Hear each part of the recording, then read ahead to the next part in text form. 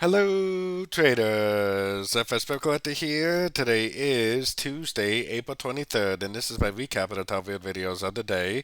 And the pound US dollar came in number 2 today, so we're going to do a quick recap. If you'd like to see my full top down analysis on the pound dollar, make sure you check out the video from this morning, linked at the end of this video over here. So on the pound dollar, it definitely is very impulsive up. It kind of looks like a 1, 2, 3. Some of the other dollar pairs actually look like they're in a correction to the downtrend, and they're already in like the final stage, like a wave C. So if this actually does make that 3, 4, 5 shape and bounce off one of these Fibonacci retracement levels of this last move down, like this, then I definitely would take it as a short, because a lot of the other dollar pairs do look like they need to go down again.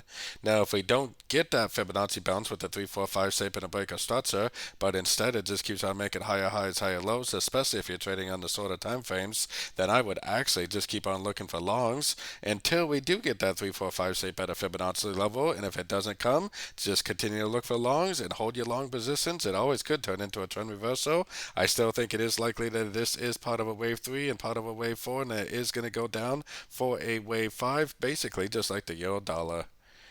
So don't forget to join my free Discord channel, which is linked down here in the corner. And don't forget to check my membership program that gives you access to the daily live trading sessions and gives you access to the swing trade setups by signing up at my website, fxpipcollector.com. As always, thank you and happy trading.